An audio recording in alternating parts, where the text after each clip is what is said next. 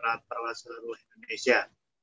Baik, perkenalkan sebentar kita akan sedikit mengupas sedikit tentang what's next di era baru ini, yang selanjutnya nanti secara spesifik dari Dr. Ahmad Sandika dan pembicara lainnya akan bahas detail lagi. Slide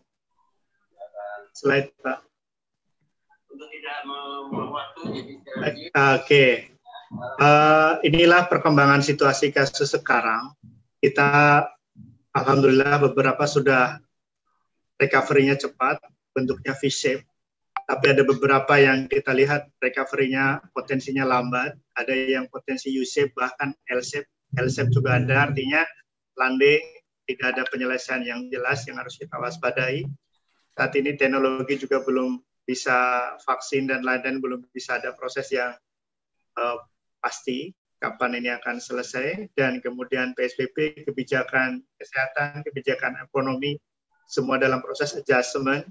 Dan yang paling penting bagi perawat Indonesia di situasi seperti ini, kita ingin lihat dan kita betul-betul melihat bahwa mata Indonesia telah melihat kembali peran perawat yang sangat penting bagi kesehatan Indonesia. Ini yang baru kita syukuri, bukan berarti kita mensyukuri tentang pandemi ini, tetapi bahwa mereka melihat kembali tentang pentingnya kesehatan, pentingnya perawat di dalam menjaga kesehatan Indonesia. Slide.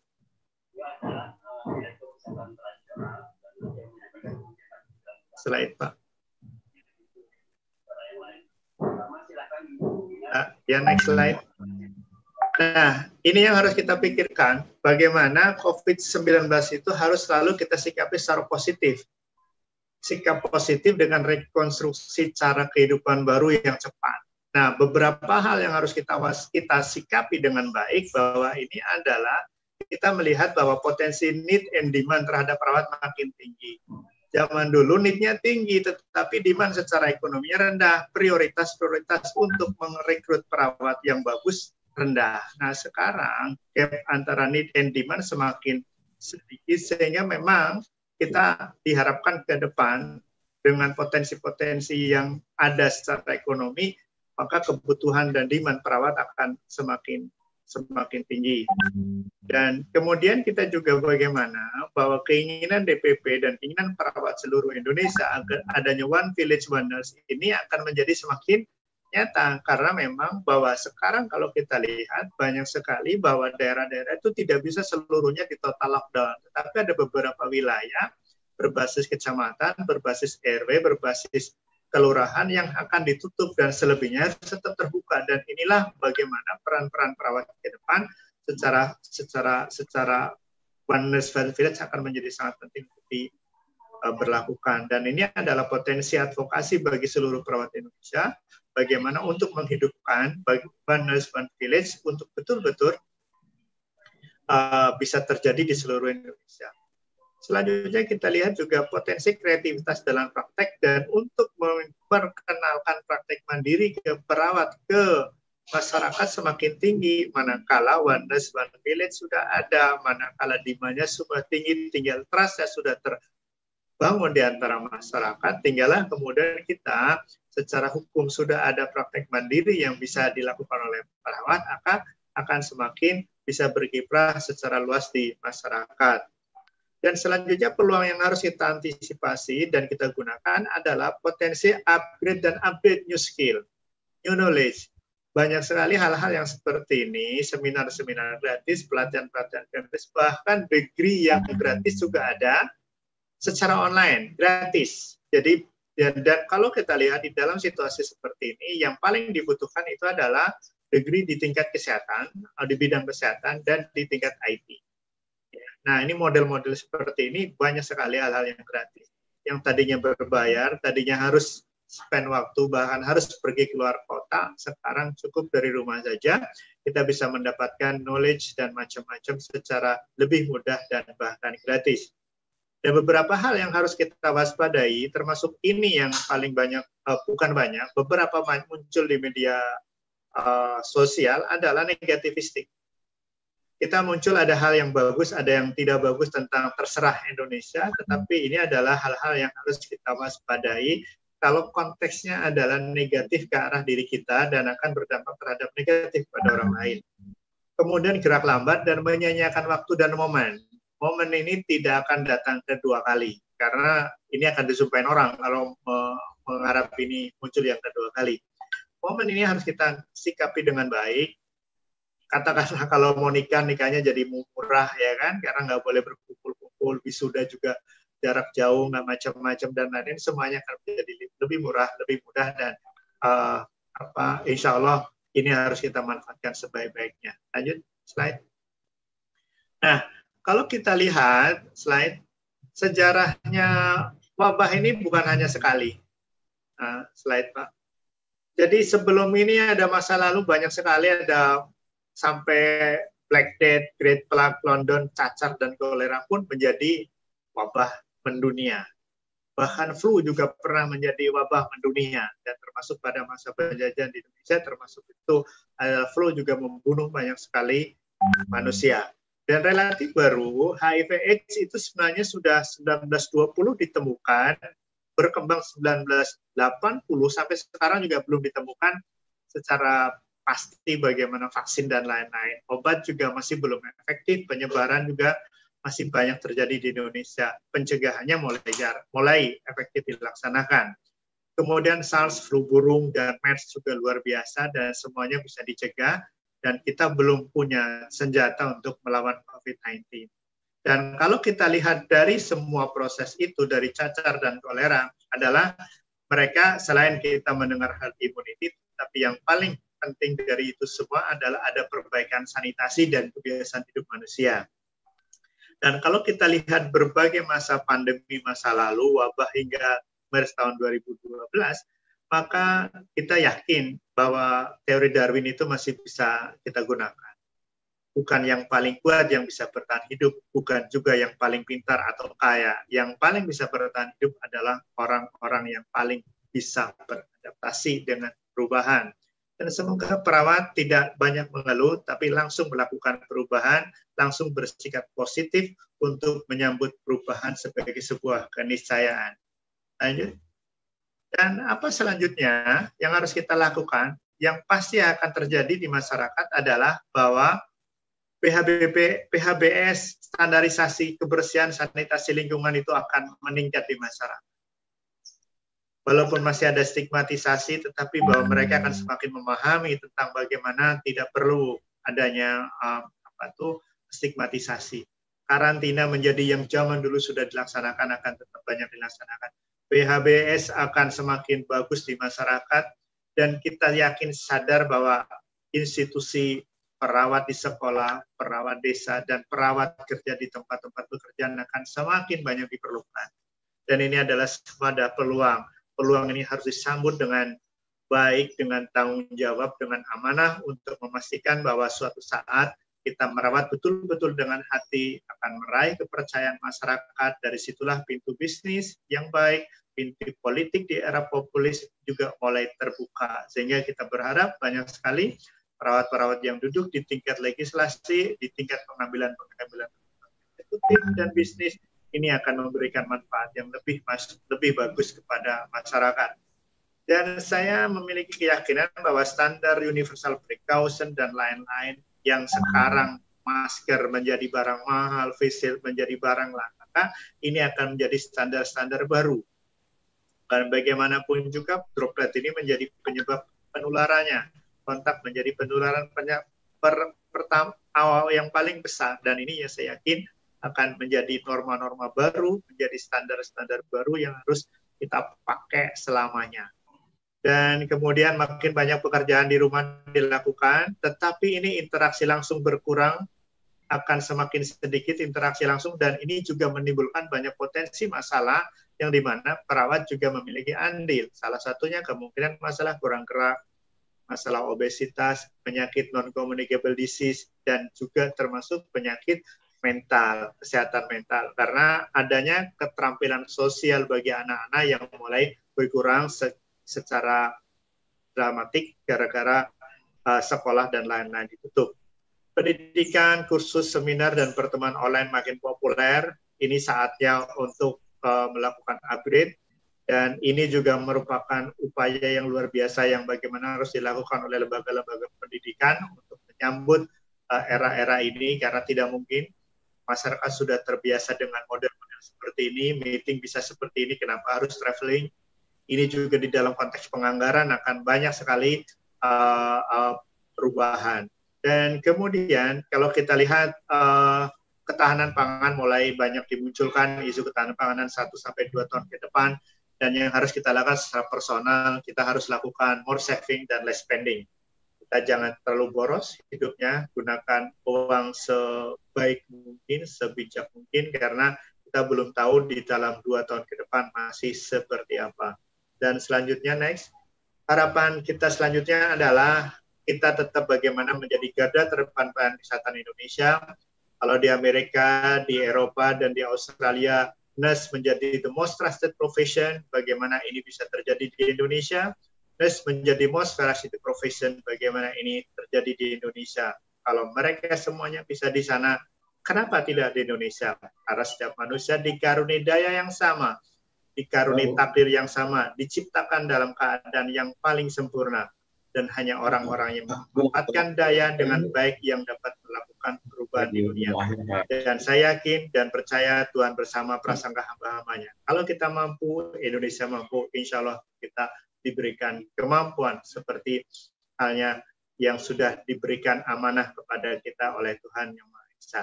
Mungkin itu, mohon maaf. Semoga.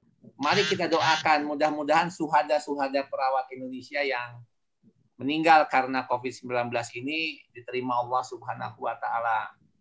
Nah, ini, jadi tolong gambar ini itu sepertinya gambar yang harus kita lakukan dalam ya sampai akhir tahun ini kelihatannya.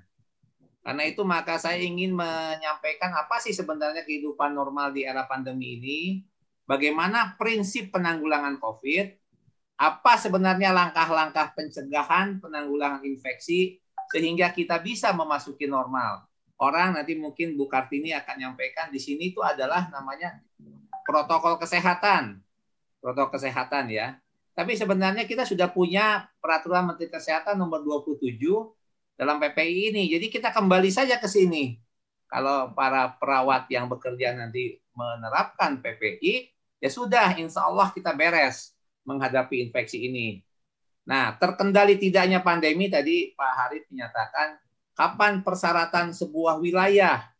Saya sampaikan bahwa menurut undang-undang desentralisasi kesehatan khusus untuk wabah tidak diserahkan ke kabupaten kota, tapi diserahkannya ke provinsi, ke gubernur sebagai tugas perbantuan. Lihat peraturan pemerintah tentang deskonsentrasi di nomor 7 itu pengelolaan wabah. Jadi sebenarnya pemerintah pusat, Menteri Kesehatan katakan atau Presiden atau ini hanya memberikan NSPK, norma standar petunjuk dan kegiatan. Nanti mungkin Bu Kartini akan menyampaikan tentang NSPK-nya untuk ini semua. Protokolnya harus bagaimana. Tetapi pelaksanaan menetapkannya seperti tadi. Pak Anies di Jakarta memutuskan hari ini Jakarta masuk ke dalam PSBB jilid kedua. Namanya transisi PSBB. Nggak ada kan istilahnya. Orang nyebut kenormalan baru, beliau menyebutnya transisi. Kalau di Bandung juga nggak mau disebut kenormalan baru. Dia menggunakan adaptasi kehidupan baru. Apapun namanya, silahkan saja. Dan itu hak otonomi masing-masing provinsi untuk mengelola ini. Tetapi tahapannya harus kita pahami. Nah, apa sebenarnya dampak-dampak dari ini semua dan budaya baru yang bagaimana? Sehingga nantinya saya sarankan agar PPNI membuat protokol tentang kesehatan ini. Per definisi, saya ambil dari WHO yang sudah diterjemahkan, adalah sebuah tatanan kehidupan baru. Saya tambahin perawat. Jadi kehidupan baru perawat, sudahlah yang lama-lama tinggalkan. Yang nggak pernah cuci tangan, nggak sembarangan pakai APD-nya kurang dan sebagainya. Kita akan menghadapi situasi baru ini. Nah, situasi baru ini adalah ya kita laksanakan, tugaskan keperawatan kalau pakai APD, kalau prosedurnya PPI dilakukan. Kalau tidak punya sumber daya, tidak punya pengetahuan, jangan berani-berani masuk.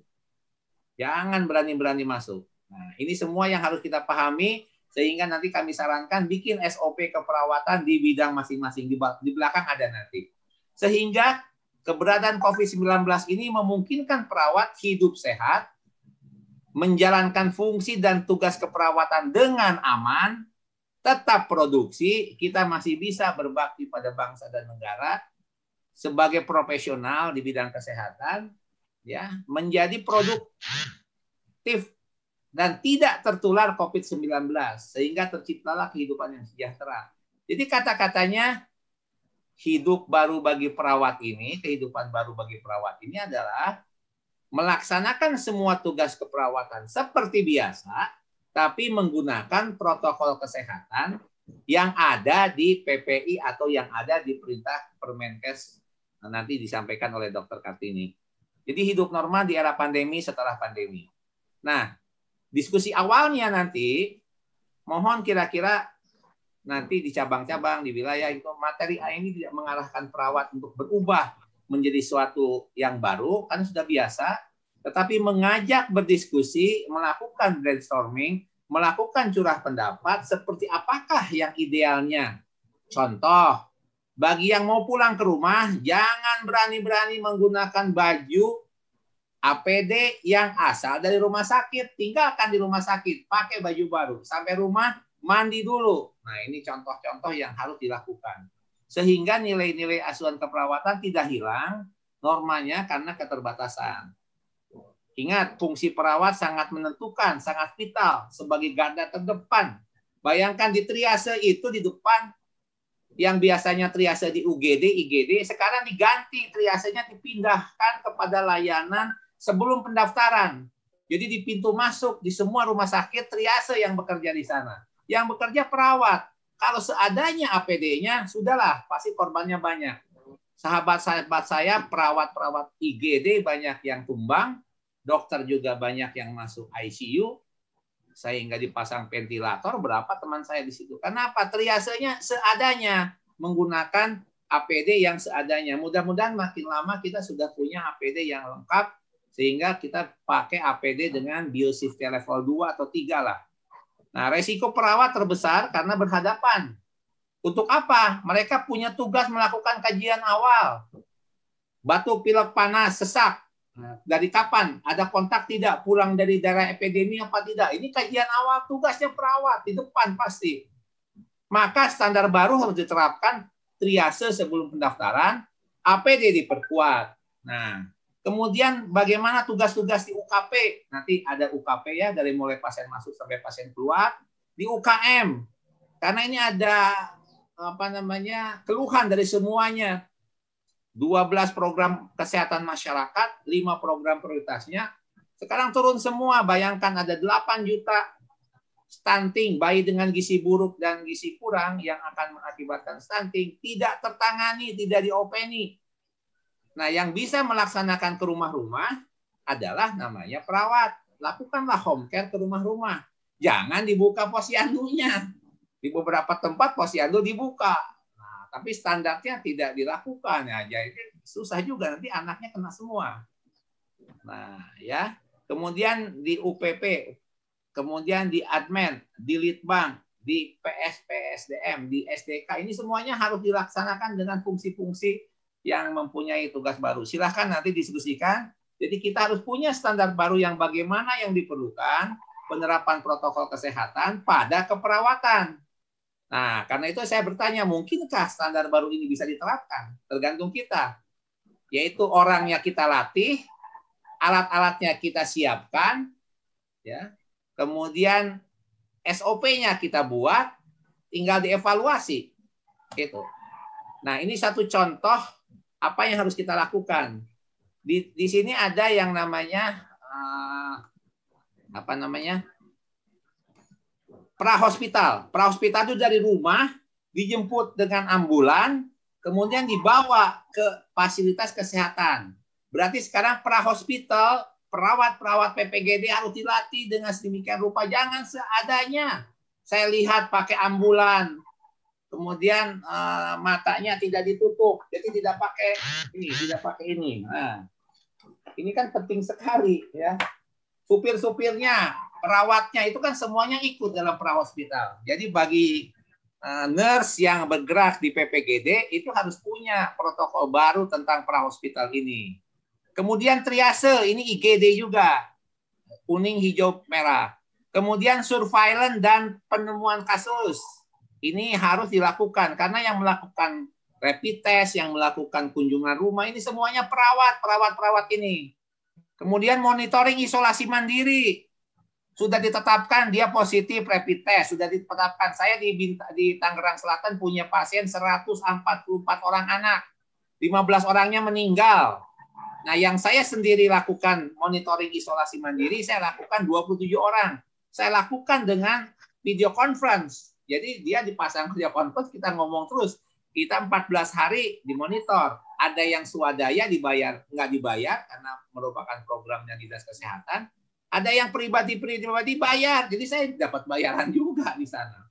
Nah, ini bisa dilakukan oleh perawat untuk memonitor pemberian obat-obatan. Obatnya kan jelas, azitromisin. Nah, kemudian obat-obat untuk virus namanya isoprenosin. Ya, penurun panas, roboransianya vitamin C. Banyak yang gunakan propolis. Nah, hari ini dalam waktu yang sama Ibu Ina dari Kesehatan Tradisional menyampaikan berbagai macam jenis jamu yang bisa meningkatkan imunitas. Nah, di sini banyak yang bisa kembangkan. Kemudian di proses pendaftaran, dulu kan pendaftaran seenaknya, sekarang nggak bisa lagi. Gunakanlah kaca, gunakanlah piker dengan komputer dan sebagainya. Di kajian awal juga demikian, tatap mukanya pakai APD. Kemudian di pemeriksaan diagnostik, dokternya nggak ada, kan ada pelimpahan wewenang dilaksanakan oleh perawat. Perawat yang melakukan di meja 3, penetapan diagnosa harus dipahami itu semua. Kemudian tindakan layanan medis di UGD, memasang infus, melakukan itu semuanya tahapan yang harus dilakukan dengan SOP baru. Kemudian pelayanan farmasi. Dulu farmasi ngantri banyak orang segala macam, tidak. Sekarang diantarkan oleh Halodoc, diantarkan oleh Nah, ini perawat bisa memfasilitasi tentang masalah ini. Kemudian testing COVID-19. Harus dipahami apa bedanya rapid test, apa bedanya PCR, apa bedanya swab, apa bedanya laboratorium dengan biosafety level 2 dan 3 itu semua. Biosafety level 2, 3 di Indonesia itu baru 26 buah. Sehingga ngantrinya sampai 14 hari. Akhirnya yang dimarahin perawat yang home care. Wah, banyak kejadian itu semua. Kemudian bagaimana risk communication? Di risk communication itu ada 6 langkah ya dan sebagainya di sana. 6 langkah harus ada mengidentifikasi, harus lakukan komunikasi yang efektif, jangan sampai salah. Kemudian obat dan alat harus terorganisasi, cegah nosokomial atau ISH ya, infeksi yang berhubungan, IRH, infeksi yang relatif dengan kesehatan, layanan kesehatan. Kemudian tidak boleh nirmis kejadian celaka. Nah, susun indikator kinerjanya, lakukan implementasi keperawatan, lakukan home care, lakukan nurse dengan menggunakan health telemedicine. Ini kan udah pakai telemedicine. Coba telemedicine ini dikembangkan jadi video conference dengan video. Saya menggunakan telemedicine untuk merawat ya, memasak. Dan kebetulan surat edaran Kementerian Kesehatannya udah keluar. Jadi boleh. Jadi saya sekarang kalau ada yang batuk pilek panas di Rumah Sakit Bintaro, saya pakai komputer, nggak datang, udah biarin aja. Tapi kalau imunisasi, kalau yang bayi normal langsung bertatap muka, tapi meja saya dikasih kaca. Nah, dokternya pakai APD lengkap. Nah, ini semuanya perlu SOP. Karena itu maka sebaiknya pengurus pusat menyusun kajian ini sesuai dengan kompetensi nurse yang 23 itu. Di bagian-bagian itu mana. Jangan biarkan perawat-perawat di lapangan itu jalan sendiri, nggak paham gitu, kasihan korbannya nanti celaka banyak. Ya. Nah, di mana saja? Di FKTP, di FKTRL, rumah sakit. Nah, di rumah sakit itu tuh perawat juga yang menetapkan diagnosa. Diagnosanya apa kalau yang namanya COVID? Dalam keputusan Menteri Kesehatan nomor 328 dan 238 ya, itu menetapkan bahwa 311 dan 312. Kalau yang suspek-suspek yang masih belum lengkap, baru sekali rapid test atau belum apa, tapi gejalanya sudah lengkap, kita sebutkan suspek atau mengarah. Tapi kalau sudah ditetapkan 5 kali menjadi swabnya positif terus, kita tegak dengan diagnosa dengan E312. Dibayar sehari 15 juta. Nah, itu semuanya perawat. Karena itu maka, terus ada lagi perawat praktek mandiri, ada lagi perawat desa, ada lagi nurse sesuai dengan kompetensi yang 23 tadi. Jadi, ininya banyak. Nah, sekarang prinsip penanggulangan cuma 3, yaitu to prevent, to detect, to respond.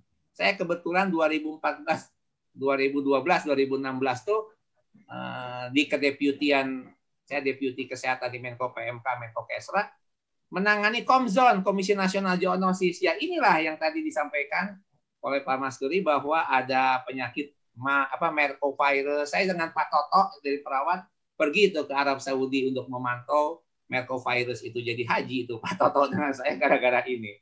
Nah, to prevent ini adalah tetap tinggal di rumah, jaga jarak, cuci tangan, beraktivitas fisik di rumah, gizi lengkap seimbang, gunakan masker. Ini kan sudah biasa.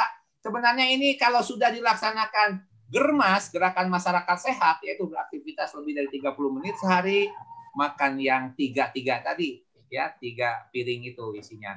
Karbohidratnya sepertiga, sayuran buah-buah sepertiga, sumber protein sepertiga. Nah, perawat harus makan begitu sekarang. Kalau enggak, nanti kekebalannya jatuh.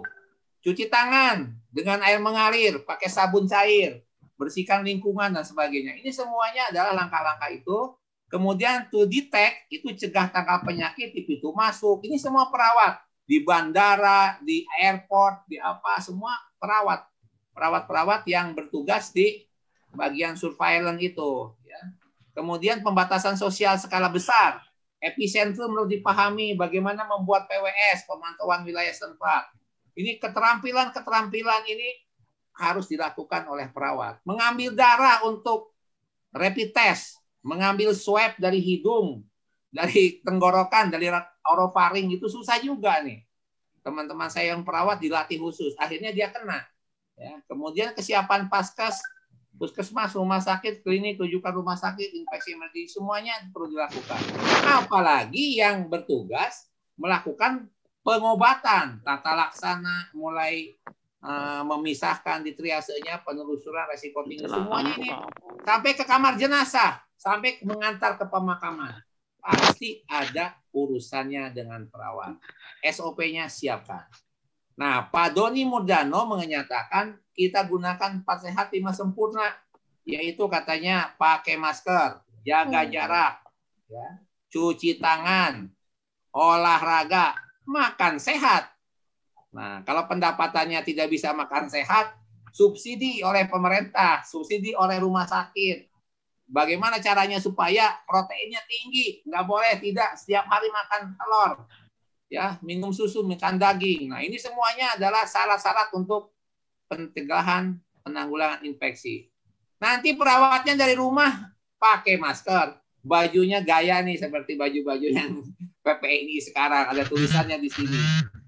Pak Harif Fadilah, Ketua PPNI. Nah, gitu ya. Tasnya juga tas yang khusus, ya. Minum vitaminnya di SOP-kan, bawa alat makanan sendiri. Ya, bawa hand sanitizer, tisu basah, ini semua menjadi persyaratan-persyaratan yang jadi sekarang mahal jadi perawat kalau mau bekerja dengan baik itu. Ya. Nah, ini sepatunya, bajunya, semuanya ini level 2 ya. Nah, kemudian ini lihat, kepaksa harus dilakukan seperti pramugari, ya. Ini sudah dilakukan sekarang di bandara-bandara seperti ini. Ini namanya kehidupan baru yang biasanya dipakai belahan apa namanya, belahan kiri ya, biasanya kalau yang lion itu kan nggak dikasih makan. Nah, sekarang dikasih yang namanya hazmat ini, hazmat ya. Ini harusnya pakai hazmat. Kalau ini hazmat kan, kalau ini hanya pakai cover aja di depannya. Ya, lihat. Nah, jadi intinya tuh. Ini alat pelindung diri, ada peraturan Menteri Kesehatannya, silakan biosafety level 2, 3 dan mana untuk apanya udah ada di sana, tinggal dibaca. Ya, ini Dokter Ahmad Sentika, prakteknya kayak gini setiap hari. Ya, saya masih terima pasien. Nah, ini teman-teman saya nih, perawat-perawat nih di rumah sakit. Ya. kepaksa diginikan. Ini juga perawat-perawat yang baju kuning, baju merah ini. Ininya dokter ya. Saya pakai jaket di 2 rumah sakit berbeda. Nah, jadi lakukanlah Permenkes 27 tahun 2017 itu ada 13 langkah. Jangan dirubah-rubah, ikutin aja 13 langkah. Pertama, di setiap rumah sakit, di tiap puskesmas harus ada yang namanya tim yang ngurus PPI. Digabungkan dengan tim mutu dan keselamatan pasien. Di sana sudah ada Pokja, peningkatan mutu keselamatan pasien, ditambahkan digabungkan di seksi 3-nya dengan PPI. Itu ada perintahnya dari Menteri Kesehatan. Kedua, lakukan register resiko infeksi. Di mana saja infeksi itu akan bisa terjadi. Di pintu masuk, di pemegangnya pintu, di lift, di mana silahkan dihitung. Kira-kira di mana faktor resiko yang terjadi. Nah, gerakan cuci tangan, kewaspadaan standar. Kewaspadaan standar berupa apa? Cuci tangan, pakai APD, alatnya steril, linennya bersih, tindakannya aseptik dan antiseptik, limbah dan sisa alkesnya dibuang dengan B3. Ini semuanya dari mulai 5, 6, 7, 8, 9, 10. Sekarang harus dilakukan. Limbahnya juga jangan seenaknya. Limbahnya untuk buang yang namanya bekas suntikan harus pakai ini. Saya sendiri di rumah pakai imunisasi, masukkan ke sini. Ini nanti sudah penuh, saya kirimkan ke rumah sakit. Ikutkan dalam pembuangan. Kalau enggak nanti menular kemana-mana. Kemudian tolong diperhatikan juga yang namanya kewaspadaan airborne. Ya, airborne-nya itu sekarang aerosolnya itu berupa inhalasi, harus ditutup. Jadi perawat yang di rehab medik jangan lagi melakukan inhalasi nebulizer, ya nggak boleh. Yang di THT, ngelihat muka, disedot pakai sedotan dan sebagainya, hati-hati. Dokter gigi juga sama. Ini airborne ini. Kemudian kewaspadaan outbreak. Kewaspadaan outbreak itu sekarang bersatu dengan demam berdarah, bersatu lagi dengan diare juga ya. Nah, pengendalian antibiotik. Ini semuanya 13-13-nya harus dilakukan oleh perawat di setiap pelayanan kesehatannya. Silahkan, saya nanti bantu untuk mengisi apa SOP-nya. Sudah ada SOP-nya di Kementerian Kesehatan. Lihat Permenkes 27. Lanjutkan. Ini kriteria WHO, Pak Hanif tadi Pak Hanif nyatakan. Ada 3 sebenarnya. 1 terkait dengan epidemiologi, itu ada 7 kriterianya. Tapi kita ngambil 1 aja, namanya reproduction O dan reproduction T. Artinya 1 pasien positif bisa menularkan kemana? Waktu pertama kita RO di bulan Maret, kita nilainya 3,8. Kemarin bulan awal Mei itu 2,5. Hari ini 1,6. Saya tadi diskusi dengan Pak Sigit, dengan teman-teman di Depkes, dengan teman-teman dari epidemiologi, Pak Wiku dan kawan-kawan. Nah, ternyata sekarang RT-nya itu sekitar 1,8. Nah, Jakarta itu sekarang 0,97. Tapi gubernurnya nggak berani melepaskan. Ya, karena orang yang mudik jumlahnya 2,7 juta orang. Yang baru datang ke Jakarta 697.000. Jadi masih ada 2,2, 2,1 yang masih di luar. Nah, kalau dilepaskan gawat lagi, ditunda dulu sampai 1 bulan ini. Ini semuanya ada ya dari WHO-nya, tapi 1. Kalau Jawa Barat ngambil ininya 5 nih. Ya, kemudian laju yang positif, laju yang sehat, kematiannya dan sebagainya. Sistem kesehatan, ini kapasitas kesehatan Indonesia dari mulai dokternya, ventilator. Kita butuh ventilator 8.000. Hari ini ada 1.300 ventilator. Ya. Jadi hanya bisa memenuhi untuk 38%. Nah, ini angka-angka ini dihitung oleh Yankes. Silakan ke Bu Hesti di Yankes. Itu lengkap semuanya ada. Ternyata kemampuan kita sekitar 40%. Jadi agak susah juga ini. Kemudian lagi surveillance kesehatan berupa apa? Testing. Makanya Presiden bilang sebulan ini harus 10.000. Bulan sekarang nih barusan disampaikan lagi 20.000 katanya. Alatnya gimana, Pak? Rapid testnya untuk PCR-nya hanya ada di 3 laboratorium, sekarang di 26. Karena harus biosafety level 3 itu. Ya. Nah, kemudian kemarin masih susah. Indonesia kemarin hari Minggu yang lalu itu 743, kalau sekarang 1.100 katanya. Harusnya 50.000 per 1 juta penduduk kata WHO. Indonesia masih 1.000 sekarang. Jadi masih 49.000, masih jauh. Jadi ditutuplah. Jadi ujung-ujungnya adalah resiko ini dikendalikan oleh kabupaten kota, oleh provinsi masing-masing, sehingga ditetapkan seperti itu sesuai dengan undang-undang. Namanya terserah. Kira-kira begitu ini ceritanya. Ahli epidemiologi tandem dengan para dinas kesehatan provinsi. Nah, ini adalah penyakit-penyakit yang dikhawatirkan. Yang pertama tuberkulosis misalnya. Di India gara-gara 3 bulan ditutup dengan lockdown, 1,6 juta kena yang positif baru. Bayangkan sekarang di Indonesia itu masih punya kasus-kasus yang mendapatkan obat rutin. Gara-gara tidak berani membagikan obat, gara-gara puskesmasnya juga tidak melayani karena takut COVID, terbengkalai. Nah, berarti gimana? Sekarang perawat harus tanggung jawab.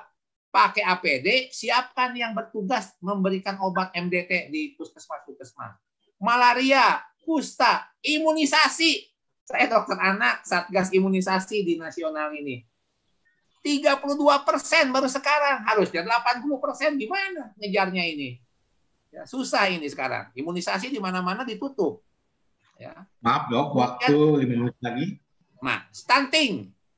Tadi di koran-koran hari ini 7,8 juta. Presiden bilang, tidak boleh ada refocusing untuk semua dana stunting.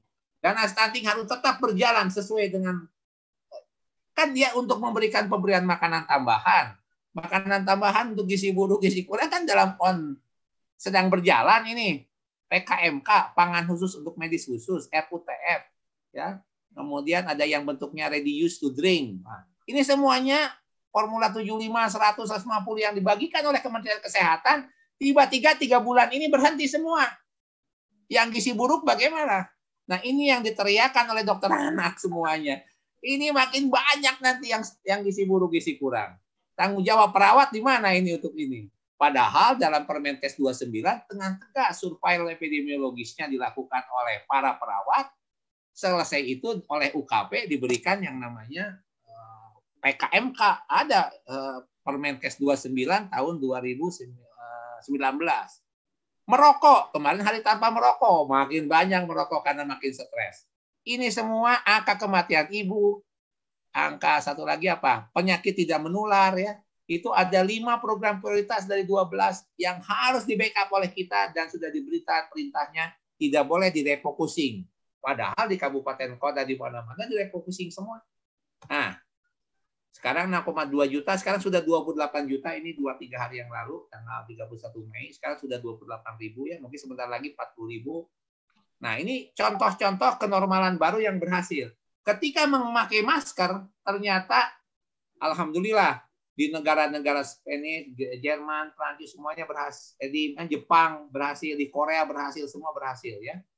Yang nggak pakai tidak pakai masker, di Amerika nggak pakai masker, di Jerman hanya pakai maskernya sedikit. Indonesia kata Pak Dodi kemarin, Pak Dodi diminta untuk menyampaikan hasil penelitiannya, 67% rakyat Indonesia sekarang pakai masker, tapi 33%-nya nggak pakai masker.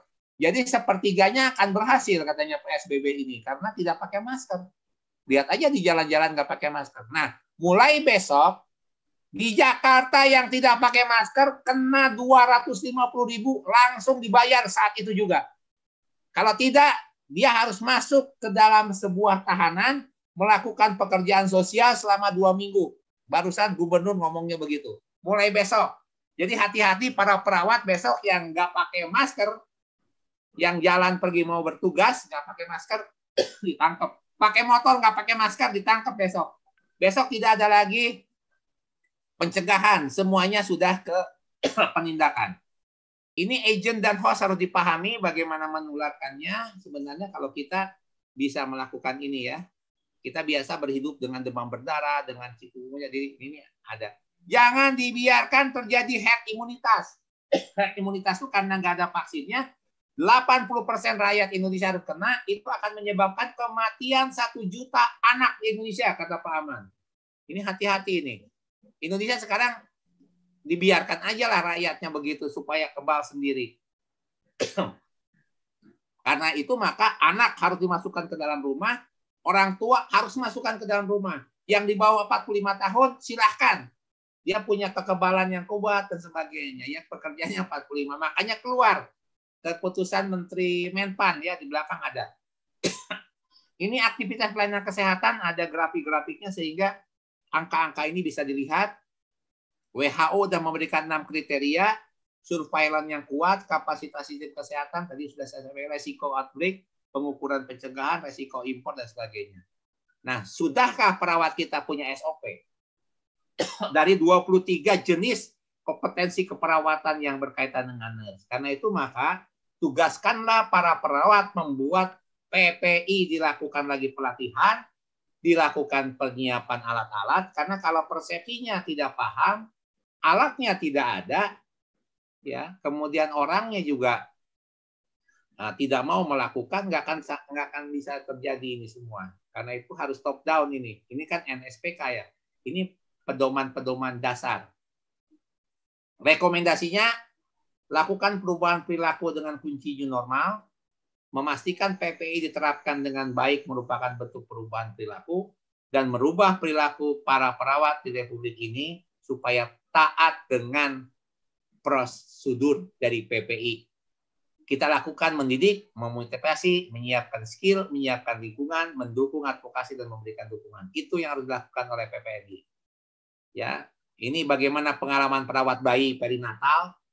Wah, saya udah 7 kali menerima seksio dengan ibu yang COVID-19. Itu berantakan mula-mula. Tapi setelah dibereskan PPI-nya, setelah pakai hazmat, kita masuk dengan tenang sebagainya. Alhamdulillah perawat bayi di rumah sakit yang saya kerja di 2 tempat itu aman. Ya. Bagaimana pengalaman perawat jiwa? Nah, tolong jiwa ini. Ternyata kan jiwa itu susah tuh. Dia melakukan jerit-jerit, melakukan apa dan sebagainya. Mungkinkah protokol COVID-19 diterapkan tanpa mengurangi kualitas? Nah, alternatif solusinya siapa yang akan bayar APD? Ya. Mendorong family center care lebih intens, melibatkan keluarga, mendukung keperawatan dengan metode video conference, home care video conference. Rekomendasinya PPNI segera melakukan riset silakan, kajian silakan, pengalaman COVID-19 by knowledge untuk setiap bidang asuhan keperawatan, integrasikan dengan asuhan keperawatan standar, siapkan metode barunya dengan menginsert dari 13 langkah PPI yang ada. Demikian, wassalamualaikum warahmatullahi wabarakatuh. Di belakangnya saya masukkan 7 hal penting terkait sebagai latar belakang aja. Ini semuanya sudah ada, gejalanya, apanya di belakang ada. Ini lihat gejala-gejalanya, ini foto toraksnya. Ini semua pasien-pasien saya, Pak. Ya, ini harus dilakukan kritikal ini berapa persen. Ya, ini alur-alurnya, ini semua di belakang sudah ada. Ini hanya sebagai pedoman yang dari Kementerian Kesehatan. Ya, ini SK-SK-nya dari Menteri, ya, dari Gubernur. Ini semua ada di sini dari Departemen Dalam Negeri. Terima kasih. Kalau tidak jelas. Salam sejahtera untuk kita semua. Yang terhormat Ketua Umum PPNI, pengurus PMPNI, para narasumber khususnya Pak Rahmat Sentika, Ibu Yuti, Bapak Ibu peserta pertemuan yang berbahagia. Pertama-tama saya mengucapkan minal aidin wal faizin karena masih dalam suasana Lebaran, dan terima kasih kami sudah diundang untuk hadir pada webinar PPNI, dan saya akan memberikan tentang kebijakan Kemenkes tentang pencegahan dan pengendalian COVID-19 di tempat kerja dalam mendukung keberlangsungan usaha. Mengapa ada kata-kata dalam mendukung keberlangsungan usaha? Tadi Pak Rahmat Sentika sudah banyak bicara bahwa kita harus kembali beraktivitas, kalau tidak maka tidak mungkin masyarakat Indonesia bisa apa yang dicita-citakan tahun 2025, masyarakat yang masuk di kelompok menengah, ekonomi menengah, begitu ya Pak Rahmat ya? Ya. Nah, Bapak Ibu dengan silakan paparannya, silakan klik lanjut. lanjut aja. Perkenalan saja, saya Kartini Rustandi, saya menjabat Direktur Kesehatan Kerja dan Olahraga. Dan kalau kita lihat, ini adalah peta resiko kasus COVID yang tadi sudah disampaikan Pak Rahmat Sentika, bagaimana tim gugus tugas sudah melihat mana yang merah, kuning, hijau. Kuningnya juga ada kuning tua, kuning muda. Nah, data ini sebetulnya kalau dari segi pemerintahan mana yang dibuka, mana yang ditutup. Tapi bagi kita orang kesehatan, yang penting adalah ketika merah, kuning, hijau, kita tahu resiko yang ada di tempat itu. Kalau merah, resikonya lebih tinggi dibandingkan yang kuning. Ya. Kemudian bila kita berpindah dari satu zona ke zona lain, maka resikonya apakah kita tertular atau kita menularkan. Misalnya kita dari Jakarta akan pergi ke Kalimantan Utara. Kalimantan Utara kuning, berarti kita punya risiko menularkan, gitu ya. Atau apalagi ke daerah yang hijau. Ini yang harus kita perhatikan. Yuk, lanjut. Bapak Ibu tadi sudah disampaikan. Silakan. Pembatasan PSBB berdasarkan PP 21 sudah menyatakan bahwa adanya pembatasan sosial berskala besar. Ini berlaku seluruh Indonesia walaupun tidak semua kabupaten, kota, dan provinsi menyatakan dia PSBB. Karena apa? Kembali lagi masing-masing akan mengetahui kemampuannya untuk menyatakan hal itu. Nah, di dalam pelaksanaan PSBB ini, baik dari PP 21 maupun Permenkes 9, sudah dinyatakan ada beberapa kegiatan yang memang dibatasi, misalnya sekolah, tempat kerja, kegiatan keagamaan, tempat-tempat atau fasilitas umum, kegiatan sosial budaya, moda transportasi, dan kegiatan lain. Sebenarnya prinsip daripada mengapa dibatasi adalah kita membatasi orang berkumpul. Kita membatasi titik-titik kritis di mana akan terjadi penularan. Titik-titik kritis di mana akan terjadi paparan-paparan yang mungkin menyebabkan adanya epicentrum baru atau klaster-klaster baru. Yuk lanjut. Nah, Bapak Ibu tadi Pak Rahmat Sentika mohon maaf enaknya kalau pembicara kedua begitu ya. Pak Rahmat Sentika sudah menyampaikan bahwa apa itu new normal, ya, kenormalan yang baru dan sebagainya. Yuk lanjut.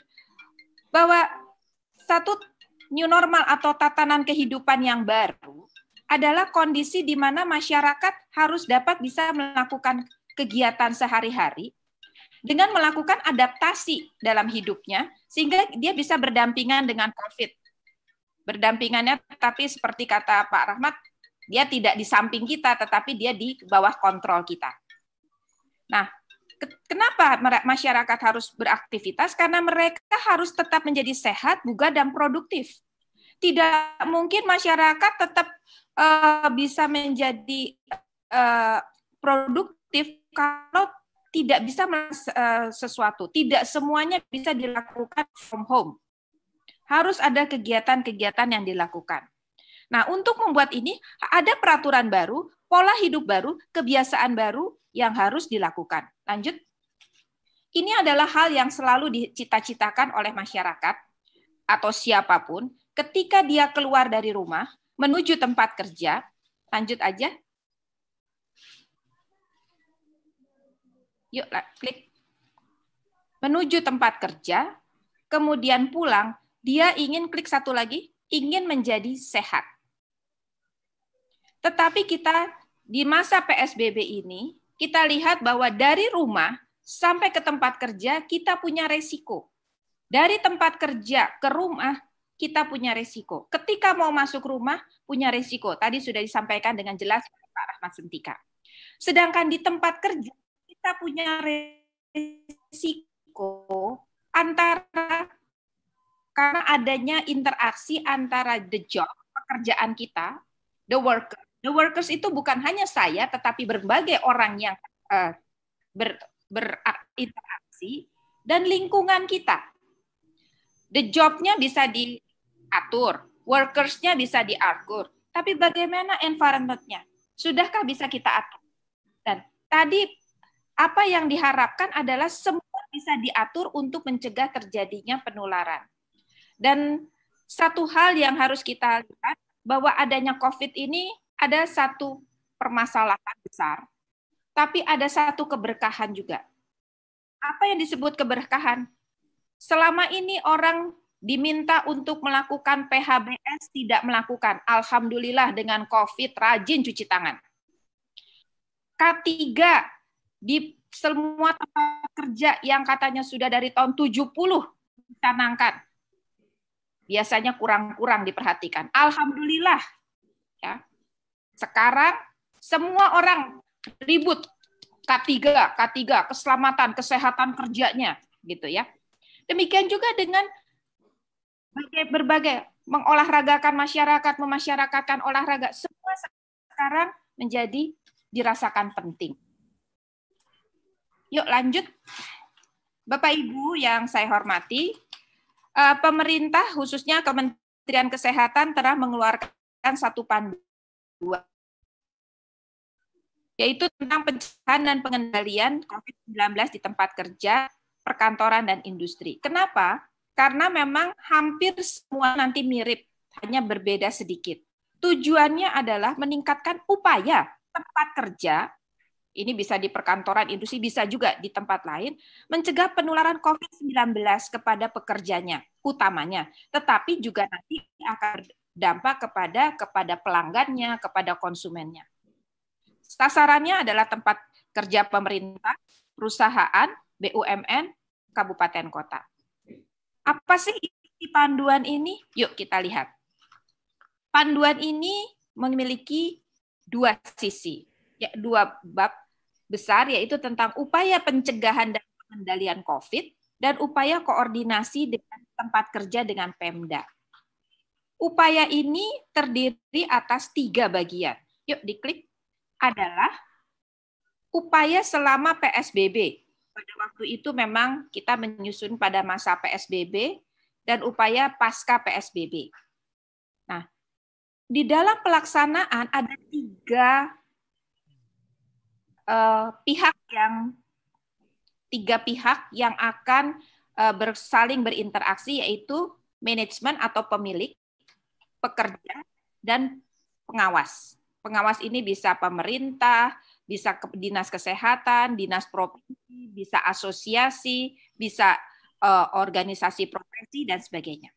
Dan satu hal yang penting adalah upaya pencegahan apabila diketahui ada pekerja terpapar.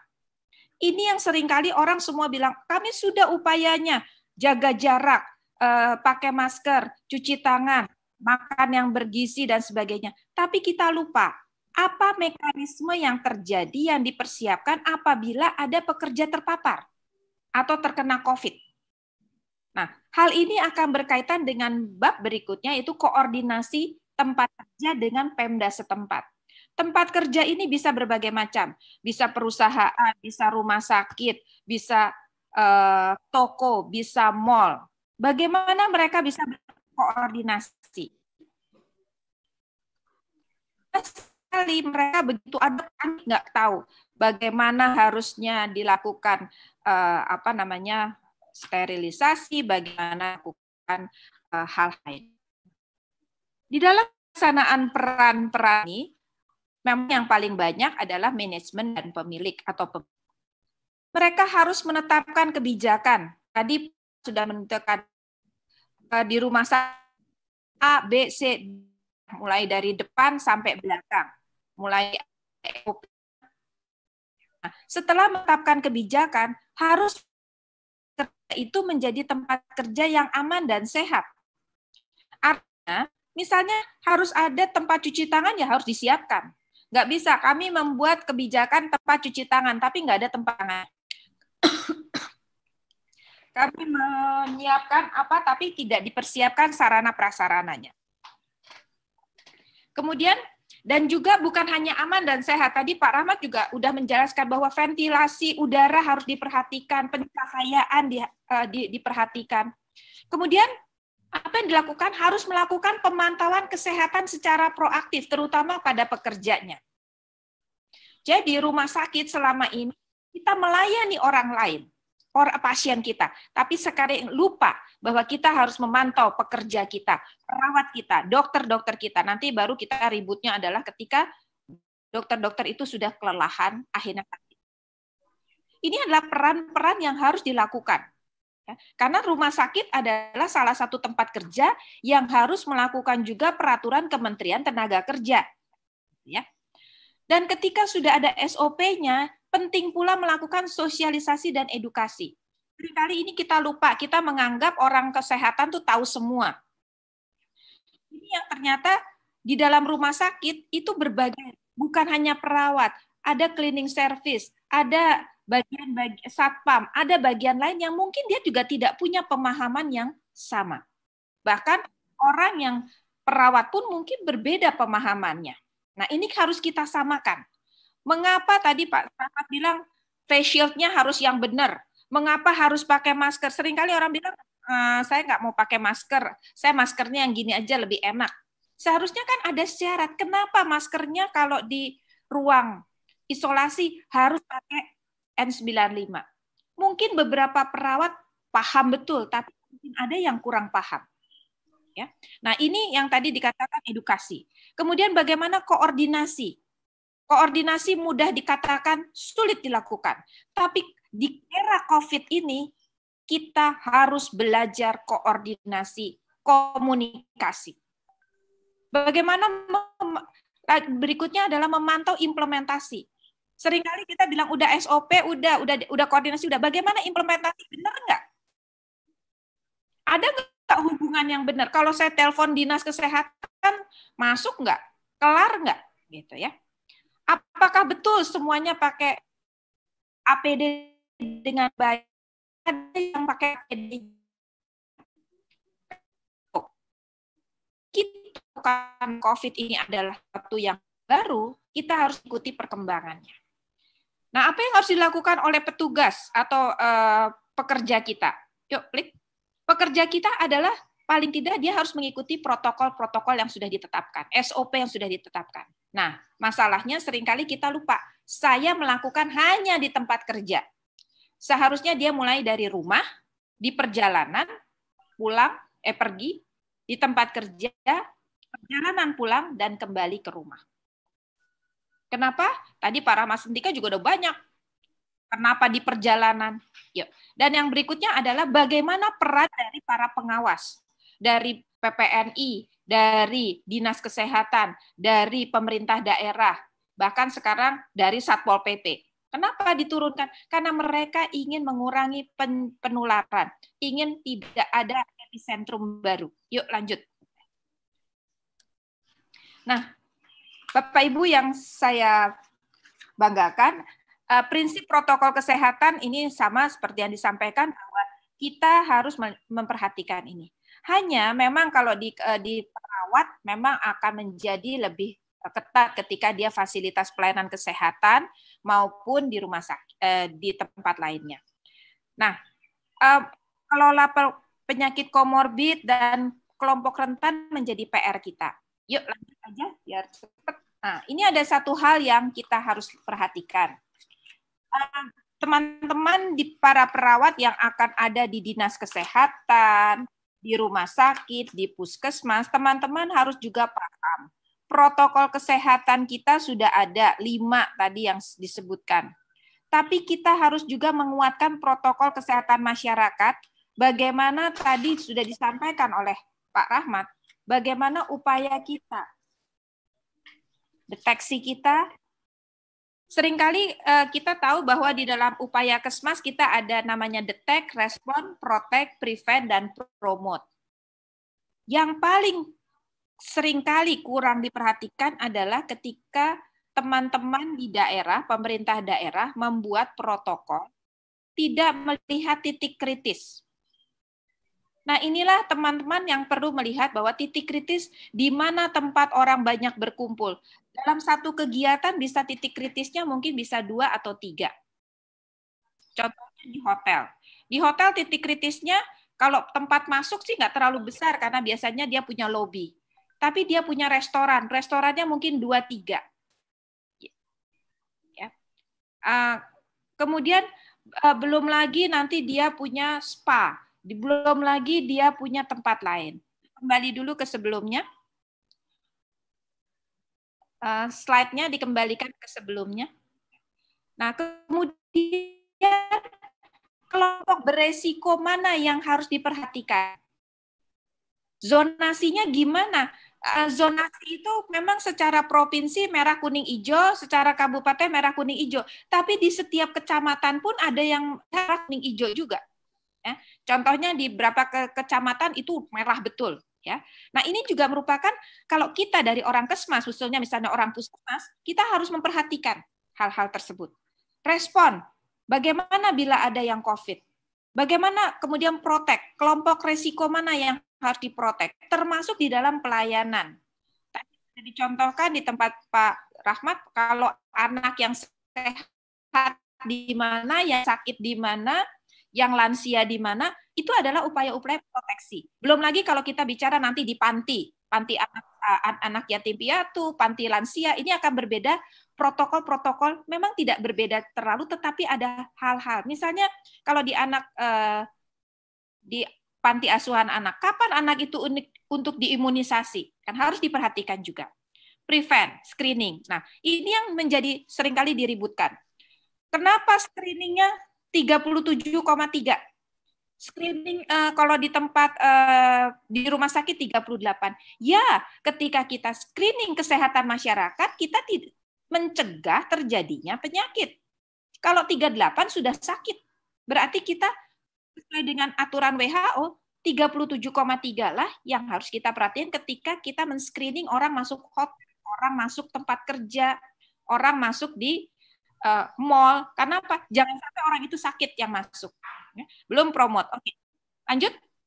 Ini adalah titik-titik kritis yang memang seringkali perlu kita perhatikan bahwa bagaimana pengaturan ketika berkerumun.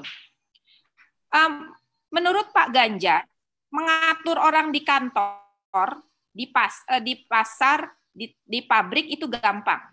Yang paling sulit mengatur orang adalah ketika di moda transportasi. Kenapa? Karena semua orang pengen buru-buru, pengen duluan. Kalau masuk kantor kan udah dipelototin satpam, agak susah. Tapi begitu mau pulang bersama atau jamnya buru-buruan, pengen dulu-duluan masuk mobil. Nah ini ya, ini yang paling dan ini akan berbeda dari setiap kegiatan. Teman-teman nanti kalau memang menjadi tim untuk menyusun protokol di kabupaten kota di lapangan, ini harus diperhatikan dengan baik. Yuk lanjut. Lanjut.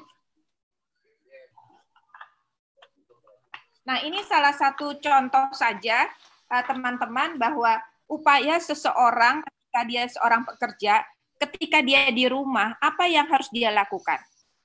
Jaga kesehatan, termasuk juga para perawat yang akan berangkat tugas. Bagaimana jaga kesehatan? Baik makan, cukup tidur, cukup olahraga. Kemudian pastikan, yang ini yang paling penting, pastikan Anda dalam keadaan sehat ketika akan berangkat bekerja. Nah, kemudian di perjalanan. Ini kelihatannya sepele, tetapi ini yang paling sering kita tidak perhatikan. Gunakan masker pasti, jaga jarak pasti. Nah ini, tidak menyentuh muka. Ini yang paling seringkali kita suka lupa. Seringkali kita menyentuh fasilitas umum. Ya.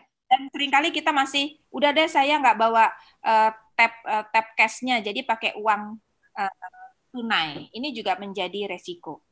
Nah di tempat kerja tadi sudah disampaikan oleh Pak Rahmat cukup banyak bagaimana kita APD mulai dari berangkat sampai ganti baju dan sebagainya. Satu hal yang saya akan tekankan adalah bagaimana teman-teman saling mengingatkan di tempat kerja kepada sesama teman, pengunjung, pelanggan, pasien, bagaimana mereka taat kepada protokol kesehatan. Dan sampai di rumah tentu juga kita tadi sudah disampaikan harus dilakukan. Baik, Bapak Ibu sekalian, 328/2020 ini merupakan panduan untuk mencegah atau meningkatkan upaya tempat kerja dalam pencegahan penularan COVID bagi pekerja selama masa pandemi. KMK ini menjadi dasar dari berbagai protokol yang akan dibuat. Nah, protokol ini atau panduan ini harus dilakukan oleh pekerja, tempat kerja, pembina, harus bersama-sama, dan masyarakat juga. Panduan ini tidak bisa dilakukan begitu saja, harus diterjemahkan oleh tempat kerja sesuai kegiatan dan resiko tiap tempat kerja. Dan tempat kerja yang menerapkan pencegahan dan pengendalian COVID akan berkontribusi dalam menekan dampak COVID-19 serta mendukung keberlangsungan usaha pada masa pandemi. Baik Bapak Ibu yang saya hormati, mungkin ini yang bisa saya sampaikan. Baik, jadi hari ini saya ditugaskan untuk bicara tentang perawat di era new normal. Saya rasa beberapa sudah disampaikan tadi. Tidak lupa saya ingin menyampaikan ini masih dalam suasana Lebaran. Dalam suasana Lebaran ini kami atas nama DPP, dalam hal ini adalah di Ketua Bidang, menyampaikan permohonan maaf. Minal aidin wal faidin, mohon maaf lahir batin, dan semoga Allah segera mencabut musibah ini. Dan sebagaimana nanti lanjutan di sana, bahwa dalam suasana ini kita harus banyak, ada waktu lapang maupun waktu senggang maupun sempit, kita harus terus bersedekah. Itu yang harus kita lakukan. Mungkin ini yang beberapa yang perlu saya sampaikan pada hari ini. Nah, ini saya ingin masuk, ada 6 hal yang ingin saya sampaikan di sini. Yang pertama, ada suatu ya yang puisi ya, ini ada kata-kata, sudah 3 bulan kita Pak ya, berjauhan seperti ini bukan keinginanku, tapi menjadi takdirku. Menjadi tegar bukan pilihanku, tapi menjadi salah satu jalan menawan pandemi COVID yang semakin menggebu. Itu kira-kira. Nah, kalau kita melihat musibah ini, kita harus yakin ya, terutama khususnya pada saudara-saudara kita yang beragama Islam, bahwa ini adalah atas izin dari Allah, ya, dan kita harus menyikapinya, dan supaya kita diberikan petunjuk yang terbaik. Tren terbaru yang hari ini kita sudah di dunia sudah 6 juta ya, 575. Kemudian pada di Indonesia yang sore ini adalah 28.000 ya. Dan trennya alhamdulillah kita tren untuk sembuh lebih banyak ya dibandingkan yang meninggal dunia. Nah, ini juga beberapa hal yang perlu kita lihat. Bagaimana kalau PSBB dilonggarkan, maka akan terjadi suatu pelonjakan-pelonjakan, terutama mungkin saudara-saudara kita, para perawat, ya, yang mungkin juga akan mengena dampaknya. Sehingga di dalam suatu opini, di koran saya menulis tentang perawat menyerah atau tetap berkiprah. Ini nanti kalau lamannya Bapak Ibu bisa membaca secara detail tentang perawat menyerah atau terus berkiprah. Nah, mungkin nanti menjadi bacaan kita. Baik, kalau kita bicara new normal, saya tidak mengulangi lagi, tapi yang perlu kita garis bawahi adalah itu menjadi suatu kebiasaan, dan kita melihat ini menjadi suatu perubahan-perubahan yang kita namakan dengan VUCA, yang sering kita disruption ini. Apa yang kita maksud dengan VUCA itu adalah volatility, di sini adalah perubahan yang terjadi begitu cepat. Jadi mungkin beberapa bulan yang lalu kita masih santai-santai begitu.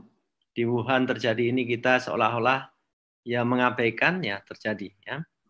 Yang kedua adalah kita tidak tahu sampai kapan musibah ini ya, masa depan yang tidak pasti dan tidak bisa diprediksi. Itu yang harus kita yakini ya, bahwa normal ini harus semuanya. Makanya tadi disampaikan oleh keynote bahwa not the stronger, not the rich ya, not the power, those who can survive. Only those can adaptation. Jadi orang-orang yang hanya bisa beradaptasi itu menurut Darwin. Yang berikutnya adalah complexity. Jadi dalam arti kompleksitas itu adalah kompleksitas akibat global banjir informasi. Ini juga harus menjadi pembelajaran bagi kita. Dan yang terakhir adalah perbedaan perspektif.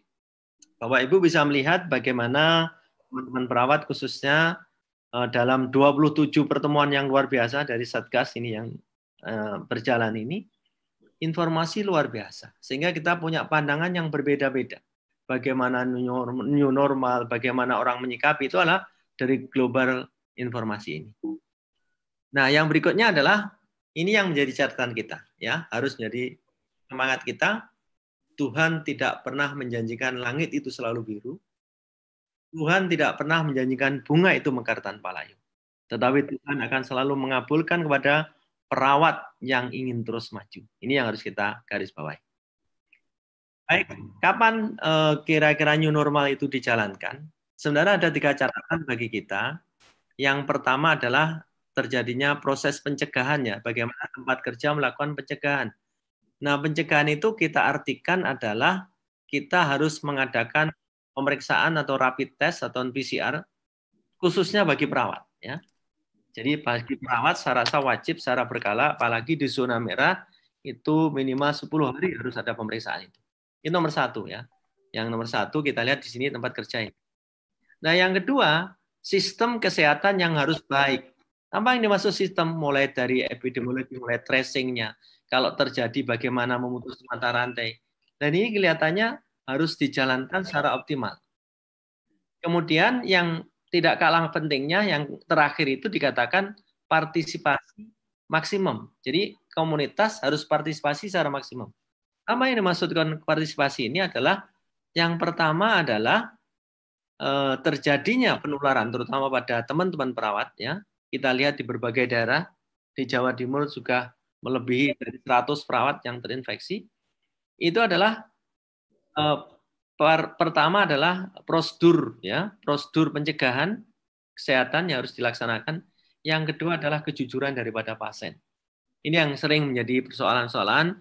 Tadi banyak disampaikan kenapa terjadi itu, termasuk standarisasi daripada penggunaan APD, terutama teman-teman perawat yang bekerja tidak langsung ke pasien pada COVID, misalnya di MOLI, di IGD, dan lain sebagainya. Itu justru menjadi titik ya yang harus kita menjadi perhatian kita. Nah, ini guyonannya. Orang Indonesia ternyata sudah akrab dengan istilah new. Katanya situasi COVID namanya new normal. Kalau sandal namanya new era ya. Kita santai dulu ya. Beberapa nanti untuk guyonan di situ. Baik. Nah, kalau kita melihat sebuah adaptasi gaya hidup baru ini untuk memutus patah rantai. Jadi ada banyak beberapa kalau kita baca tentang bagaimana the new normal atau new normal berdamai dengan COVID, ada banyak hal yang kita bisa membaca. Tadi sudah disampaikan, saya tidak mengulang lagi. Yang jelas kita sebagai perawat harus bagaimana pengawalan daripada itu semuanya. Nah, ini contoh yang disampaikan misalnya apa new normal gaji. Jadi bukan berarti pasrah ya. Ini yang harus menjadi garis bawah kita, bukan menyerah ya. Tapi bagaimana adalah sebuah adaptasi gaya hidup baru yang diharapkan untuk memutus mata rantai. Sudah dijelaskan banyak hal ya. Hal-hal yang biasanya tidak kita laksanakan, kita harus melaksanakan itu. Potret bagaimana di Jepang ya, sehari setelah darurat corona dicabut atau potret new normal yang ada, ini juga bisa kita lihat adanya kebebasan, tapi harus diterapkan standarisasi yang ada. Nah, saya juga menyinggung di new normal bidang pendidikan. Ini mungkin para hadirin termasuk yang hadir ini adalah di bidang pendidikan. Saya yakin ini tentang pendidikan, ini harus kita menggunakan namanya e-learning. Termasuk di dalam metodenya adalah bagaimana blended learning dan mengkomunikasikan dari berbagai tatap muka dengan e-learning. Nah, ini beberapa hal yang terjadi. Kalau kita melihat surat edaran, kita lihat dari Kemendikbud nomor 123, terutama bagi para mahasiswa. Yang pertama di sini adanya suatu kebijakan mungkin masa studi akan mundur. Ini juga penyesuaian. Yang kedua adalah bagaimana dengan praktek laboratorium dan praktek lapangan atau profesi. Nah, ini yang kami lakukan adalah kita praktek untuk aspek kognitif, aspek mungkin sikap bisa kita laksanakan secara online. Tapi untuk praktikum coba kita mundur sampai dengan benar-benar situasi yang sudah ditetapkan oleh pemerintah. Nomor 3 adalah penelitian, tugas akhir. Bagaimana skripsi, bagaimana tesis. Kalau disertasi tetap berjalan seperti biasa. Kalau skripsi sekarang sudah tidak lagi misalnya membuat suatu laporan dari relawan itu sendiri. Bagaimana membuat suatu literatur review. termasuk di dalam S2 juga begitu. Nah, ini perubahan-perubahan yang menurut saya harus kita dapatkan, ya, terutama para pemangku pendidikan. Kita lihat bagaimana era 2001, nah sekarang sudah seperti ini, dan hari inilah yang sebenarnya era industri 4.0, di dalam new normal ini kita berjalan. Kita berada di mana saja, kita bisa gabung, dan luar biasa ada puluhan ribu yang hari ini bisa ikut. Nah, ini menjadi catatan bagi kita. Coba kita lihat bagaimana industri sekian, kemudian kita pada industri 4.0 atau education 4.0. Nah, hal yang penting di dalam hal ini adalah, terutama pada perawat di new normal ini, kita harus membangun namanya kreativitas. Atau saya menyebut adalah kreativitas dan juga aktualisasinya. Jadi apinya itu aktualisasi, produktivitas, dan inovasi. Itu harus kita bangun, ya, bahwa kita ini kita bisa melakukan yang terbaik. Ini menjadi catatan kita. Dan itu menjadi new economy, dan spirituality itu menjadi paradigma baru di dalam kehidupan kita. Jadi sebagaimana kita lihat bagaimana Florence Nightingale bahwa caring atau nursing itu adalah suatu altruistik, pemberian secara tulus dan ikhlas, itu adalah bangunan fondasi baru di dalam fundamental paradigma di dalam spirituality itu.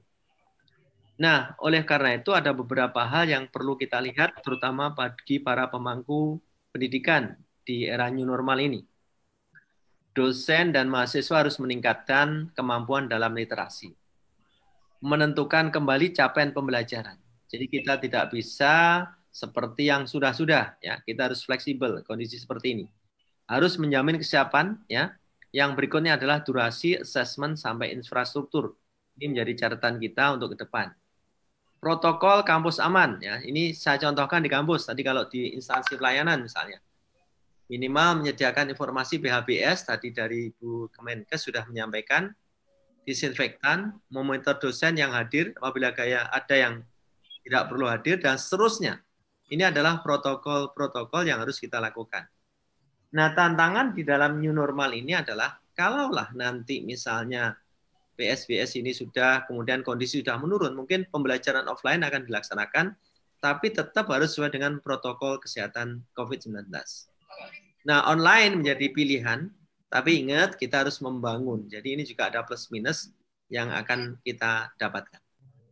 Nah, apa dibalik semuanya ini? Saya rasa ada 6 hal. Yang pertama adalah kita harus berpikir kira-kira keterampilan dan kebutuhan pasar atau industri ke depan itu seperti apa. Nah, yang kedua adalah kita dinamakan tadi Pak Dr. Ahmad mengatakan adalah entrepreneur. Ya, bagaimana kita membangun sesuatu tidak hanya tergantung dari apa yang sudah ada, tapi kita harus menghitung. Di Amerika itu adalah sekitar 12% orangnya, penduduknya entrepreneur. Di Singapura itu 9%. Di kita itu masih 2%. Nah, negara akan maju kalau entrepreneurnya akan maju. Nah, ini mungkin menjadi paradigma tantangan depan. Kemudian pada era generation era, dan yang keempat ini juga penting, kita betul-betul hidup pada digital era. Dan kita harus membangun internal capability kita, terutama di universitas, dan juga kita berlandaskan pada regulasi-regulasi yang ada di Indonesia.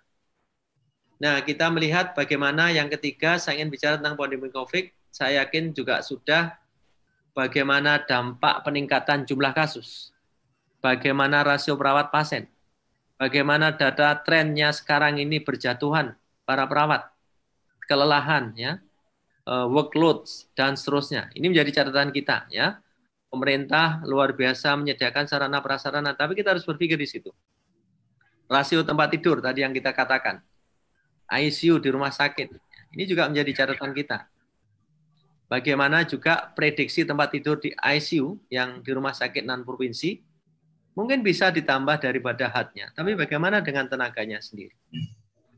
Bagaimana dengan kebutuhan ventilator yang akan ada seterusnya, itu juga menjadi catatan kita. Bagaimana untuk APD, ya? Kalau kita lihat data-data seperti ini, ya, ini ada tren pengembangan yang begitu.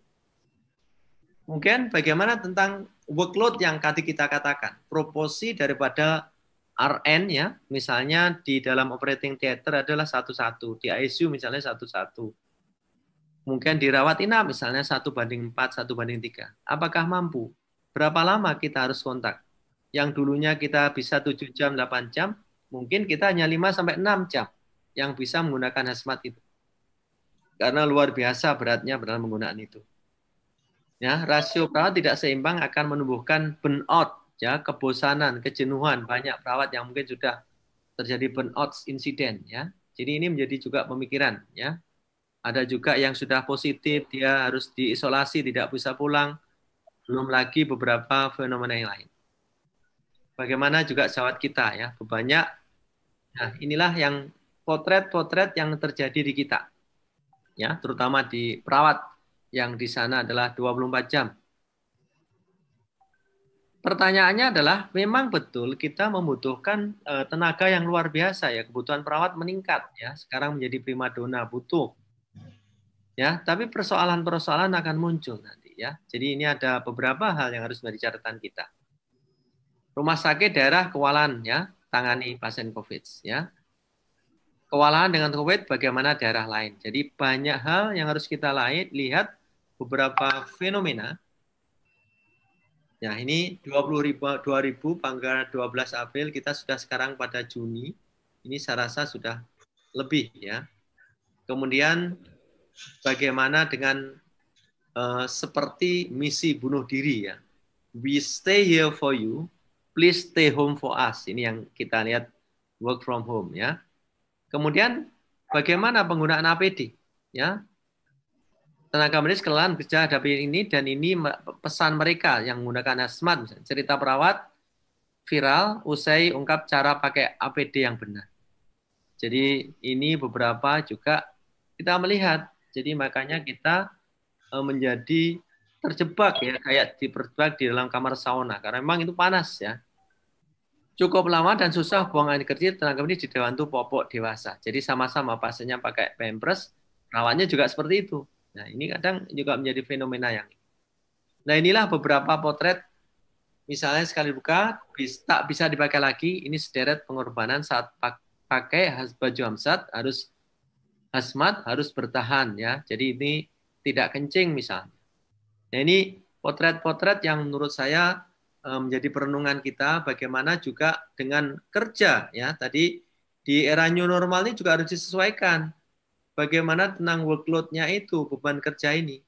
Karena ini nanti kalau tidak akan terjadi proses tanda-tanda yang seperti ini, ya. Jadi intoleran dan seterusnya, lack of enthusiasm dan seterusnya ini. Nah, belum lagi adalah stigma negatif yang diterima, ya. Masih banyak beberapa daerah yang menolak, ya. Baik itu yang sudah meninggal maupun perawat-perawat yang sudah positif. Sehingga sampai-sampai beberapa rumah sakit itu merahasiakan bahwa itu tidak ada yang di rumah sakit ini yang terinfeksi. Tapi ini menjadi suatu niscayaan, ya. Jadi ini menjadi, oleh karena itu kita sering mengatakan, kami berikan jasa kami, jangan tolak jasad kami. Nah, ini menjadi catatan bagi kita bagaimana proses stigmatisasi. Jadi program ini juga menjadi penting di dalam era new normal ini. Bagaimana stigma itu terjadi, adanya diskriminasi, ya, harassment dan sosial, termasuk yang lain-lain. Sehingga makanya hari ini luar biasa dari DPP PNI Satgas COVID adalah bagaimana membangun pengetahuan perawat sendiri, kemudian para masyarakat itu sendiri, sehingga harapannya stigma bisa berkurang. Sehingga kami menulis di dalam suatu koran di Jawa Pos, saya tuliskan adalah dilema peran perawat saat pandemi. Nanti kalau ingin melihat bisa dilihat di laman di situ, dan ini menjadi catatan kami. Nah, kita lihat Florence Nightingale menyebutkan bahwa 100 tahun di masa yang akan datang, beliaunya kalau nggak salah di 1800, dan periode ini berjalan terus, ya, 1820, 1920, kemudian 2000 sekian, ini terjadi terus seperti ini. Jadi tiap abad akan terjadi. Nah, oleh karena itu, tadi kita katakan adalah ketulusan yang sesungguhnya. Oleh karena itu, kompetensi yang benar-benar kita harapkan sebagaimana kompetensi yang sudah kita dapatkan selama ini. Yang di sana adalah bagaimana kita tetap menjaga profesionalisme, ya. Yang terakhir ini penting, kita harus membangun resiliensi. Kita harus bisa bertahan. Dalam situasi yang seperti ini harus bisa bertahan. Ya, ini yang menjadi catatan ya. Termasuk bagaimana interaksi berbagai. Ini harus menjadi bangun. Nah, yang keempat, saya ingin membahas tentang eksistensi perawat dalam pelayanan. Bagaimana di era new normal. Meskipun dunia, Mas. Jadi profesi tetap harus berkiprah ya, meskipun mungkin strateginya apa? Ya, jadi ini beberapa komitmen ya, termasuk kompetensi ya, harus adanya asas keadilan, adanya objektivitas, empati dari berbagai pihak. Menurut saya ini harus kita bangun. Dan inilah untuk mendukung proses itu, ini adalah trust ya, harus adanya suatu kepercayaan ya. Persepsi-persepsi yang negatif ya, harus membangun knowledge yang baik ya. Barriers harus menjadi driver dan seterusnya, itu catatan kita. Bagaimana peran di era new normal ini? Saya yakin tetap ini menjadi peran kita yang harus kita bangun. Teman-teman sudah melaksanakan oleh caregiver, di mana di situ adalah memberikan pelayanan kesehatan pada semua masyarakat dari tingkat pertama hingga rujukan. Ya, ini kalau kita melihat testimoni daripada pasien-pasien, perawat melakukan A sampai Z, masang infus, memberikan obat, sampai kebutuhan dasar misalnya BAB, BAK, ya kita lihat toileting, bathing, moving, ya itu yang kita lihat. Jadi toileting kebutuhan toilet, ya. Kemudian makan, minum, bathing, ya, dan moving misalnya gitu. Itu semua yang melakukan perawat. Belum lagi tugas-tugas limpah. Nah ini yang kita lihat.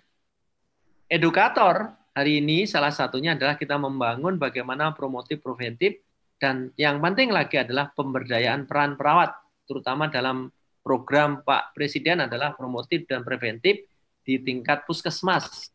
Ini yang menjadi catatan kita. Kita harus menjadi garda terdepan supaya dampak ini bisa kita minimalkan. Langkah-langkah saya rasa tadi sudah sampaikan banyak. Nah, harus menjadikan role model, ya, memberikan teladan, bekerja secara profesional, tulus dan ikhlas. Ini menjadi catatan kita di dalam pelayanan. Nah, bagaimana eksistensi perawat pada era new normal ini pada pendidikan? Yang pertama adalah kita lihat inilah yang 5 hal yang harus kita pikirkan adalah pembelajaran. Ayo kita menyesuaikan mulai kuliah online, kulon, praktikum, profesi yang sudah kita tuliskan di sini, tugas akhir, sampai yang penting lagi adalah koordinasi dengan stakeholder. Karena bagaimanapun pembelajaran tidak lepas dari itu. Dan kepedulian kita juga penting. Oleh karena itu kita perlu alih pembelajaran akibat pandemi. Ya, ini menjadi catatan kita bagaimana alih pembelajaran itu, dan di dalam kuliah online harus juga ada. Ini contoh bagaimana online dengan face-to-face learning. Yang di sana ada fleksibilitas, ya, ada suatu kedisiplinan, ada suatu interaksi. Saya yakin ini menjadi catatan. Sehingga direkomendasikan di dalam pembelajaran teman-teman di pendidikan, inilah yang mungkin di dalam kuliah atau kuliah online yang menjadi pilihan. Problem solving, self-directed learning, dan case-based discussion. Ini sebagaimana di SNAR juga ada. Nah, bagaimana eksistensi perawat dalam penelitian? Jadi bagaimanapun kita harus eksis di dalam ini.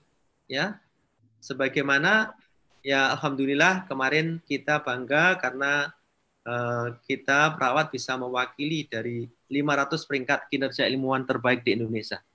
Dan kami terima kasih pada teman-teman semuanya.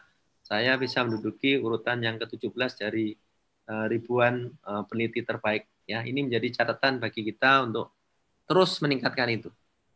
Nah, itu juga beberapa bahwa itu bukan hanya tulisan-tulisan yang ada, tapi sebenarnya adalah rangkaian daripada semua yang ada ya. Jadi mulai dari Sinta, akreditasi, penulisan, dan seterusnya itu banyak. Nah, apa kira-kira task force riset inovasi ya dalam era pada pandemi ini? Saya rasa teman-teman mulai berpikir inilah kira-kira immunobooster ya, vaksin, rapid test, dan seterusnya. Kita lihat satu persatu misalnya penggunaan face shield ini juga bisa menjadi suatu penelitian kita. APD ya, berbagai kampus juga bagaimana kreativitas. Hand sanitizer ini juga bisa menjadi bahan-bahan penelitian kita. Public sanitize hand wash. Ini saya rasa area keperawatan luar biasa banyaknya. Filter udara ya, sterilisasi dan disinfeksi. Kita gunakan bagaimana kita uji coba, termasuk bagaimana alat-alat yang lainnya, ventilator ya. Kemudian ada beberapa ventilator di perguruan tinggi juga sudah dikembangkan. Yaitu kira-kira area-area penelitian eksistensi kita. Nah, yang terakhir adalah apa kira-kira peran organisasi kita dalam mengawal new normal. Saya membuat catatan ada 5. Yang pertama adalah edukasi. Termasuk hari ini adalah webinar yang dilakukan oleh Satgas, Ikatan dan Himpunan Bidang Keperawatan. Ini salah satu hal utama bagaimana peran organisasi yang tampak. Yang kedua adalah melakukan tracing. Jadi Satgas, saya rasa Pak Jajat, Pak Erwin sering kontak saya kalau ada perawat yang meninggal dan seterusnya, berapa jumlahnya itu kita update terus. Melalui jajaran DPD, DPK. Jadi sebenarnya kita luar biasa akurasinya karena kita punya DPD, punya DPK, dan kami setiap minggu rapat dengan pimpinan rumah sakit, pimpinan di pelayanan, dan itu update terus. Gitu. Yang kedua adalah melakukan donasi. Dari DPP pusat, ya terutama apa? Jadi sini ada APD yang kita sumbangkan pada beberapa rumah sakit. Dari perawat terkonfirmasi, jadi kami juga mengadakan donasi, dan operasional di DPD kita berikan, supaya semuanya itu bisa jalan. Nah, yang keempat adalah advokasi, pemeriksaan secara berkala. Kemudian kesejahteraan perawat, insentif bagi tenaga kontrak honorer, termasuk bagaimana yang ada, ASN mungkin sudah mendapat tunjangan, tapi bagaimana dengan teman-teman relawan, tenaga kontrak, ini jangan sampai kita harus memperjuangkan perawat yang positif masih tenaga kontrak nanti dipecat. Nah, ini menjadi persoalan kita, gitu. Organisasi harus memperjuangkan.